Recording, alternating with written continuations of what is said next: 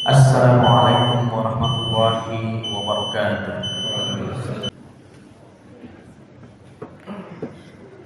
Innal hamdalillah nahmaduhu wa nasta'inuhu wa nastaghfiruh wa na'udzu billahi min shururi anfusina wa sayyiati a'malina.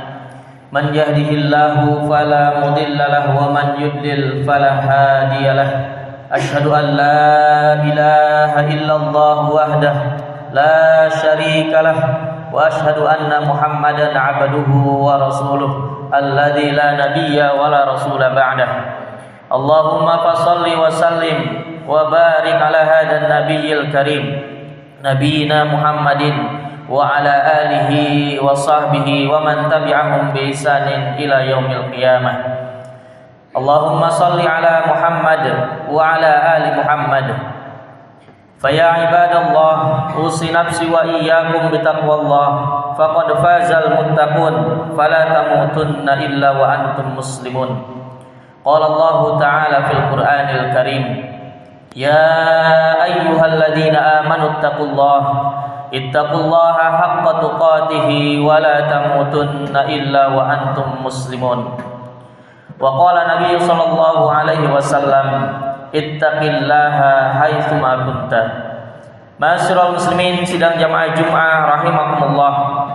Mari kita sama-sama bersyukur kepada Allah Subhanahu wa taala atas segala nikmat, rahmat dan segala hidayahnya Allah Subhanahu wa taala kepada kita semuanya, tidak henti-hentinya.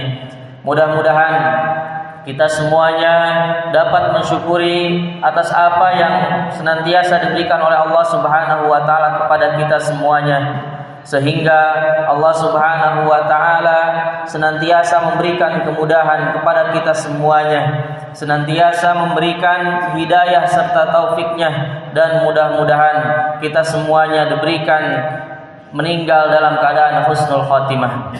Salawat beriring salam mudah-mudahan selamanya tercurah limpahkan pada Nabi Muhammad sallallahu alaihi wasallam, kepada keluarganya, para sahabatnya, tabi'ut tabi'in, dan mudah-mudahan sampai kepada kita umatnya sehingga akhir zaman. Yang selanjutnya jemaah Jumat rahimakumullah, khatib berwasiat kepada diri pribadi khatib, kemudian pada para jamaah sekalian, mari kita sama-sama meningkatkan keimanan dan ketakwaan kita kepada Allah Subhanahu wa taala, kapanpun, dimanapun, dalam keadaan apapun. Kita harus semuanya senantiasa memegang keimanan dan ketakwaan kita kepada Allah Subhanahu wa taala, karena sesungguhnya dengan keimanan dan ketakwaan kita kepada Allah Subhanahu wa taala lah setiap aktivitas kita akan dibalas pahala dan diterima oleh Allah Subhanahu wa taala.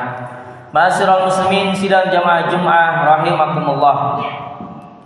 Salah satu rukun iman yang harus kita imani adalah beriman kepada kitab-kitab Allah Subhanahu wa taala. Dan bagi kita umat Nabi Muhammad sallallahu alaihi wasallam, kitab yang diturunkan kepada kita adalah Al-Qur'an Al-Karim, Al-Qur'anul Karim, yang mana setiap kalimat, setiap kata yang diturunkan oleh Allah Subhanahu wa taala yang termuat dalam Al-Qur'anul Karim adalah bernilai ibadah. Yang diturunkannya adalah melalui malaikat Jibril, yang diturunkan secara 2 kali. Yang pertama adalah fatrah pertama yang diturunkan secara langsung, yang diturunkan langsung ke langit pertama, yaitu Baitul Izzah. Kemudian diturunkannya Al-Quran fatrah kedua adalah yang selama 23 tahun berangsur-angsur kepada Rasulullah Nabi Muhammad sallallahu alaihi wasallam. Ma'asyiral muslimin sidang jamaah Jumat rahimakumullah, berbicara tentang Al-Quran, maka Rasulullah sallallahu alaihi wasallam memberikan motivasi dosis yang sangat tinggi bagi orang-orang yang senantiasa membaca, mengajarkan dan mengamalkan Al-Quran. Apa dosis tersebut? Apa predikat tersebut? Adalah sebagai orang sebaik-baik. Sebaik-baik orang adalah orang yang senantiasa mempelajari Al-Quran, mengajarkan Al-Quran dan mengamalkannya. Sebagaimana hadis Nabi Muhammad SAW yang diriwayatkan oleh Utsman bin Affan dalam Sahih Bukhari, bahwasanya Rasulullah SAW bersabda, khairukum man ta'allamal Qur'an wa 'allamahu. Ma'asyiral muslimin sidang jamaah Jumat rahimakumullah. Tetapi saat ini fenomena yang terjadi pada masyarakat kita, bahkan mungkin diri kita sendiri, tentu sungguh memilukan. Banyak di antara kita, di antara manusia yang cenderung lebih memprioritaskan rutinitas dunia, rutinitas hal-hal yang keduniawian, daripada mengalokasikan waktu untuk membaca Al-Quran, mengajarkan Al-Quran, bahkan mengamalkan Al-Quran. Kehadiran internet, kehadiran gadget telah membuat manusia lebih sering berinteraksi dengan gadgetnya, dengan hiruk pikuk dunia, nongkrong, bermain-main dengan teman-temannya, berinteraksi dengan sanak famili dan hal yang lainnya. Betul itu adalah hal yang baik, tetapi sering di antara kita melupakan Al-Quran dan justru lebih banyak dengan berinteraksi dengan hal-hal yang keduniaan. Semangat menjaga Al-Quran, semangat berinteraksi Al-Quran kalah dengan media sosial. Berjam-jam kita kuat berinteraksi, membaca WA, status, Facebook, Instagram dan hal yang lainnya, tetapi membaca Al-Quran 1-2 menit sudah lelah. Bahkan na'udzubillah, ada mungkin di antara kita 1 hari dilewatkan tanpa membaca Al-Quran. Oleh karena sebab itu, pada kesempatan khutbah Jumat kali ini, mari kita sama-sama sejenak merenungkan motivasi dari Rasulullah SAW. Kenapa sih Rasulullah SAW mengharuskan kita, bahkan Allah Subhanahu Wa Taala menjadikan bahwasanya mengimani kitab Al-Quran adalah harus. Yang pertama adalah jamaah Jumat rahimakumullah. Motivasi Rasulullah SAW mengharuskan kita membaca Al-Quran, berinteraksi dengan Al-Quran, mengamalkan Al-Quran adalah tidak lain dengan senantiasa melakukan hal tersebut, maka kita akan mendapatkan pahala yang banyak, mengumpulkan pahala yang banyak, bukan hanya 1 ayat per ayat atau per juz, tetapi ketika membaca Al-Quran maka Allah Subhanahu Wa Taala akan membalasnya setiap huruf yang dibaca oleh kita. Pertanyaannya adalah, seberapa banyak setiap hari kita membaca Al-Quran? 1-2 ayatkah? 1 lembar, 1 halamankah? Atau bisa nyampai 1 juz? Rasulullah SAW bersabda, "Man qara'a harfan min kitabillah falahu bihi hasanah wal hasanatu bi asyi amsalihha." Kata Rasulullah SAW, siapa saja, baik itu laki-laki maupun perempuan, anak-anak ataupun yang sudah tua renta, membaca Al-Quran, maka ia akan diberikan setiap hurufnya 1 kebaikan, dan setiap 1 kebaikan tersebut akan dikali lipatkan 10 kali lipat oleh Allah Subhanahu Wa Taala. Ma'asyiral muslimin sidang jamaah Jumat rahimakumullah. Yang kedua, motivasi Rasulullah SAW mendekatkan kita untuk senantiasa berinteraksi dengan Al-Quran, membaca Al-Quran, tilawah, tadabbur, bahkan sampai menghafal dan mengamalkannya adalah Al-Quran akan menjadi hujah kita nanti di akhirat, akan menjadi pemberat kita. Apakah Al-Quran yang ada di depan kita akan menjadikan hujah sebagai penolong kita syafaat, atau akan menjadi hujah pendorong kita ke dalam nerakanya Allah Subhanahu Wa Taala? Rasulullah SAW bersabda, "Wal Qur'anu hujjatun laka au 'alaika." Dan Al-Quran akan menjadi hujah yang meringankanmu atau malah menjadi hujah yang memberatkanmu, menjerumuskanmu ke dalam api neraka. Hadis riwayat Muslim. Ma'asyiral muslimin sidang jamaah Jumat rahimakumullah. Ketika menafsirkan hadis tersebut, Ibnu Mas'ud radhiyallahu anhu berkata, pada hari kiamat nanti Al-Quran akan datang. Al-Quran akan datang kepada siapa saja orang-orang yang sering membaca, bertilawah dan mengamalkan, kemudian menghafalkan Al-Quran. Kemudian Al-Quran akan menolongnya dan membawanya ke dalam surganya Allah Subhanahu Wa Taala. Akan tetapi kata Ibnu Mas'ud, barang siapa yang tidak membaca Al-Quran, tidak mengamalkan Al-Quran, tidak ada hafalan Al-Quran, maka sesungguhnya ia akan dituntut oleh Al-Quran itu sendiri, dan ia akan diseret oleh Al-Quran ke dalam nerakanya Allah Subhanahu wa taala. Dan hal tersebut Rasulullah sallallahu alaihi wasallam berkata dalam Al-Qur'an, mengadu kepada Allah Subhanahu wa taala terkait kegelisahannya baginda Muhammad sallallahu alaihi wasallam terkait umat-umatnya yang akan meninggalkan Al-Qur'an. Wa qala Rasul, ya Rabbi inna qaumi ittakhadhu hadzal Qur'ana mahjura. Dan Rasulullah sallallahu alaihi wasallam berkata, ya Rabbku, sesungguhnya kaumku telah menjadikan Al-Qur'an ini sesuatu yang diabaikan.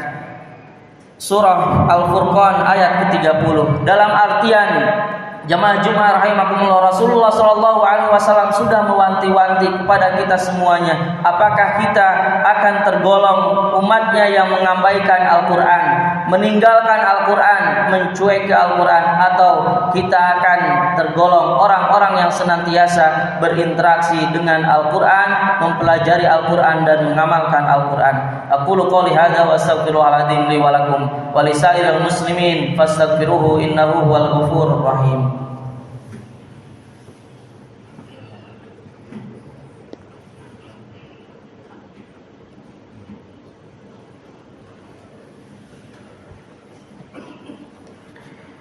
Alhamdulillah wa kafa, wassalatu wassalamu ala nabiyil mustafa wa ala alihi wa sahbihi ahla sidqi wal wafa.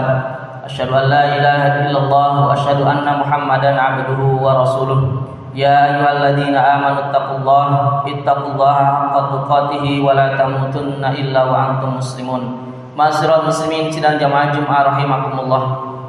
Tentu sangat banyak sekali hadis-hadis Rasulullah sallallahu alaihi wasallam yang bisa membuat kita termotivasi untuk senantiasa membaca Al-Qur'an, mengamalkan Al-Qur'an, mengajarkan Al-Qur'an.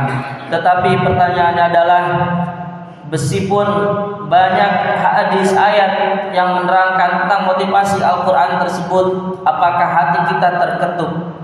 Apakah kita akan berubah ketika kita mengetahui bahwasannya berinteraksi dengan Al-Quran sangatlah begitu banyak manfaatnya, dan bahkan menurut pribadi khatib, membaca Al-Quran adalah amalan yang paling mudah untuk mendapatkan pahala, dan juga tentunya kita akan mendapatkan pertolongan nanti di yaumil qiyamah dari Al-Quran. Tetapi di balik itu, kalaulah kita cuek kepada Al-Quran, mengabaikan Al-Quran, dan naudzubillah tidak membaca dalam satu hari Al-Quran tersebut, maka siap-siaplah Al-Quran akan menjadi hujah yang menyeret kita kepada nerakanya Allah Subhanahu wa taala. Mudah-mudahan kita semuanya bisa senantiasa membaca Al-Quran, mengamalkan Al-Quran, terutama pada bulan Rajab ini, yang mana bulan ini adalah bulan yang mulia, bulan haram, yang mana setiap hamba melakukan kebaikan maka Allah Subhanahu wa taala akan mengkali lipat gandakan pahalanya. Tetapi juga ingatlah bahwasanya bulan Rajab ini juga ketika seorang hamba melakukan kemaksiatan, maka sesungguhnya Allah Subhanahu wa taala akan mengkali lipat gandakan dosa-dosanya. Mudah-mudahan Allah Subhanahu wa taala senantiasa memberikan hidayah dan taufik kepada kita semuanya, sehingga setiap langkah perbuatan kita berpahala dari Allah Subhanahu wa taala. Amin ya rabbal alamin. Mari kita akhiri khutbah Jumat ini dengan membacakan doa kepada Allah Subhanahu wa taala. Innallaha wa malaikatahu yusholluna 'alan nabi ya ayyuhalladzina amanu shallu 'alaihi wa sallimu taslima. Allahumma shalli 'ala Muhammad wa 'ala ali Muhammad kama shallaita 'ala Ibrahim wa 'ala ali Ibrahim. Allahumma barik 'ala Muhammad wa 'ala ali Muhammad kama barakta 'ala Ibrahim wa 'ala ali Ibrahim fil alamin innaka Hamidum Majid. Allahumma ighfiril muslimina wal muslimat wal mu'minina wal mu'minat al ahya minhum wal amwat innaka sami'un qaribun mujibud da'wat wa yaqdiyal hajat. Allahumma arinal haqqa haqqa warzuqna ittiba'ah wa arinal batila batila warzuqna ijtinabah. Duhai Allah, tunjukkanlah bahwasanya yang benar itu adalah benar, maka berikanlah kekuatan kepada kami supaya kami mampu untuk melakukan kebenaran tersebut. Duhai Allah, tunjukkanlah bahwasannya yang salah itu adalah salah, maka berikanlah kekuatan kepada kami supaya kami tidak melakukan kesalahan tersebut. Allahumma izzal Islam wal muslimin wa adilla syirka wal musyrikin. Allahumma ansur ikhwanal muslimin al mujahidin fi Palestin Allahumma sabbit imanahum wa anzil sakita ala qulubihim wa wahid sufufahum. Allahumma taqabbal minhum asy-syuhada wasqi minhumul marda wal jarha. Allahumma ahlikil kafarata wal musyrikin. Allahumma dammir yahud wa man awanahum minal kuffari wal munafiqin. Allahumma syaddid samlahum wa farriq jam'ahum birahmatika ya arhamar rahimin. Rabbana atina fid dunya hasanah wa fil akhirati hasanah wa qina adzabannar. Walhamdulillahi rabbil alamin. Aqimis shalah.